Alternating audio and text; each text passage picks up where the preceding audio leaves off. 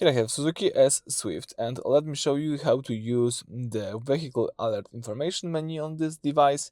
So basically, let me show you how to control which warning messages pop up on your multimedia screen if you are the Suzuki driver. Let's begin.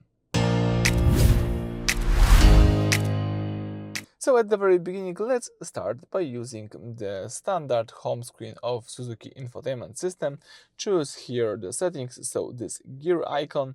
Then you have to use the left bar and let's select the last option, which is the vehicle settings. One thing is worth to mention, you have access to vehicle settings only when your engine is starting, when your engine is on. In my case, it is on, so now I can use the vehicle settings. Here, let's choose the first section, which is the vehicle alert information.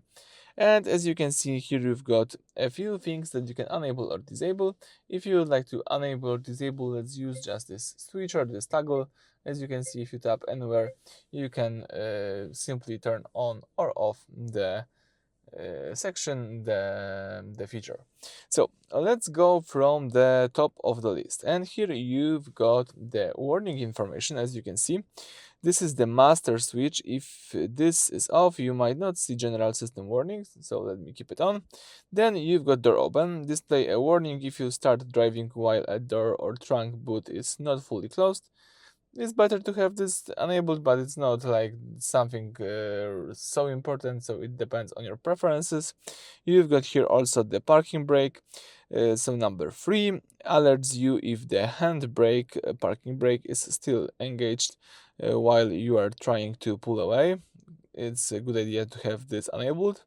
You've also here the unfastened seatbelt.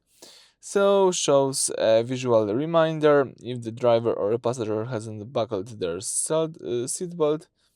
I think it's quite useful, but in some cases you might want to disable this feature.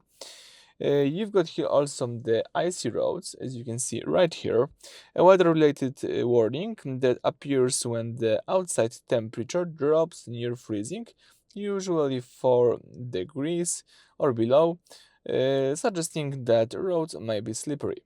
You've got here also low battery level for the remote controller. Tells you when the battery inside your key fob, the remote you start the car, is getting weak and needs to be replaced. And you've got here also 2 really important warnings. One of them is low fuel.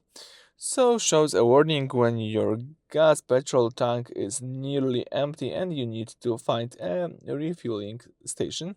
So if you don't want to have this surprise, it's better to have this enabled. And you've got here also the last one, the low tire pressure alerts you if one of your tires has lost air pressure. This is, I think, the most important for safety and also for fuel economy. So let's keep this on. As you can see, in my case, I like to have them enabled, all of them, but you can disable and adjust it to your needs. Alright, so that's it for this video. Thank you for watching. Please subscribe to our channel and leave thumbs up.